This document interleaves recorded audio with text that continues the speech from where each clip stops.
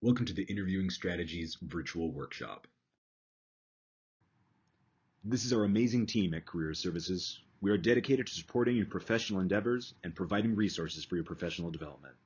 My name is Andrew Lorelli, graduate intern, and your host for this workshop. Just like the rest of our virtual workshop series, these workshops are available on our website 24/7 and will be hosted live by a career counselor with a Q&A session on the schedule you see in front of you. Be sure to visit our website for the most current updates. In this workshop, we will cover interview basics, the common types of interviews, preparation tips, interview day logistics, best practices for interviewing, and some general guidance for what you can do after an interview to help you make a good impression with a potential employer. To begin, let's get clear on what an interview is.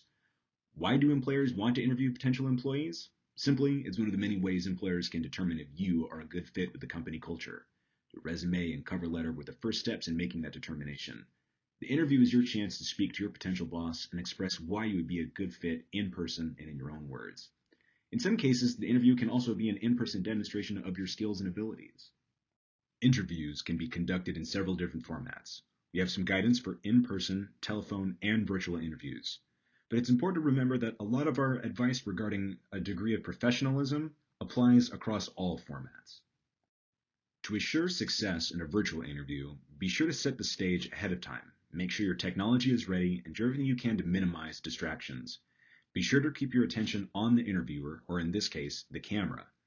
Do what you can to maintain eye contact with the camera itself, and be sure to dress professionally. A best practice for telephone interviewing is to be patient while talking. Avoid talking over the interviewer by actively listening and waiting to speak. Even though the interviewer won't see you, we recommend dressing the part anyway. Dressing like a professional will put you in the mindset of a professional. For an in-person interview, and any interview really, be sure to be prepared ahead of time. Arrive early. Have copies of your resume for reference. Think of them as your notes, and always dress appropriately. Interviews have a number of different modalities. Behavioral interviews include questions about past experience, or they can be a chance for an interviewer to see you do an on-site demonstration. Group interviews will place you in a room with other potential hires and assign you a group task while being observed. This is a chance to see how you work in a team.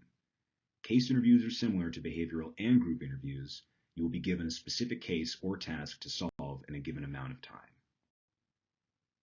Before any interview, be sure to research the company or the employer. Make use of websites such as LinkedIn or Glassdoor. Your research should include looking for the mission or vision statement of a company, their website, or their published materials. If you have personal contacts at a company, reach out to them. Find out as much as you can. Knowing about the job or company will help you prepare a list of your qualifications so you can show why you are the best person for the job. Companies are impressed when you have taken the time to research their company. This will make you stand out, and it will improve your confidence.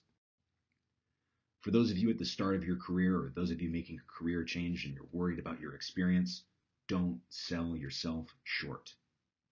Build out your resume, develop a portfolio, list your skills, get to a mindset where you can discuss how your skills and qualities fit with the job you're going for. If you're going to be relying on your education, include coursework, research projects, internships, in addition to work experience. Think of yourself as a salesperson for yourself. Additionally, you're advocating for yourself.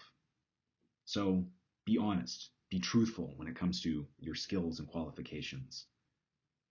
All of this taken together will make you a confident applicant. These are some of the most commonly asked questions in an interview. Practice them out loud. Practice will help you answer with confidence during the real interview. Although a caution about the "tell me about yourself" question. When you answer this question, focus on your career and your education. Do not tell a meandering personal narrative about your life story. This is a chance to talk about your values and interests as they relate to the company and your work. One of the ways to help you practice answering those questions is to conduct mock interviews or practice interviews. Do them with a friend. Perform in front of a mirror. Video record yourself. It might sound silly, but these kinds of techniques give you an opportunity to practice what it would be like answering these questions in a real job interview. It's also important to get constructive criticism, feedback on your speaking style, your body language, and how to compose yourself during the interview. It also gives you the opportunity to practice sounding natural and comfortable with your answers instead of just sounding like you're riffing or sounding robotic or monotonous. Here at Ventura College, we also have access to a platform called Big Interview. All you have to do is access our website, Career Services, and you'll be taken to a platform to register for Big Interview, where you can perform and record mock interview questions. And you'll be able to schedule feedback appointments with Career Services. We're here to help, don't you forget. During the interview, it is incredibly important to be yourself. Be sincere. Listen closely and answer questions with relevant information. Provide specific and detailed examples that include your ability to learn quickly, how effective you are as a communicator, your problem-solving capabilities, how you work with a team, or how you are also a self-starter. Stay on topic. But if you follow our prep, this will be incredibly easy. During the interview, you will be discussing the items on your resume as they relate to your potential work. Don't be apologetic or defensive about your potential lack of experience. Just see it as an opportunity to emphasize your strengths. It's also good to be practicing these interviews so that you can be aware of your nonverbal body language, things like your posture, your eye contact, whether or not you're fidgeting. These are things to get in control of so that you're not distracting during the interview. You and your answers should always be the focus. Remember, practice makes better. During the interview, it's best to mind your language. Err on the side of a positive, professional tone. Don't criticize current or previous employers, or a professor, or colleague, a friend, or where you went to school. And never mention the salaries or benefits in the interview. Always center the conversation on your accomplishments and the good things in your work experience. Interviewing works both ways. In the same way that an employer wants to know you, this is your chance to get to know them. They will ask if you have questions. Take advantage of that opportunity. Since you'll be working with them, you should know them. The best way to impress an employer is to ask questions that build on your interview discussion itself. It shows you were interested and that you were paying attention to the interviewer. Here are some sample questions for you to consider asking during an interview.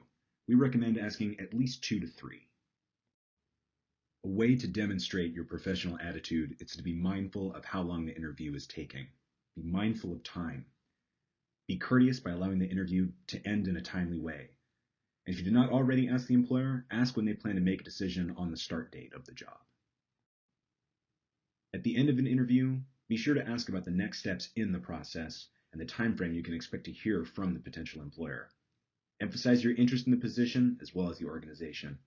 And always remember to thank them. After the interview, write down pertinent facts from the interview, such as names of the interviewers and important discussion points. That will give you what you need to write a short thank you letter or an email, which you should send within 48 hours to everyone you spoke to. In that letter, be sure to emphasize your key qualifications and your interest in the position. If you didn't get the job, do not despair. Trust the decision that you would not have been a good fit. Get feedback. You are allowed to ask the interviewer for how you can improve. But ultimately, keep trying. The more you practice, the stronger an interviewer you will become. We at Career Services wish you the best of luck. If you need additional resources, be sure to visit our website and be sure to reach out to us. Always remember, we are here to help.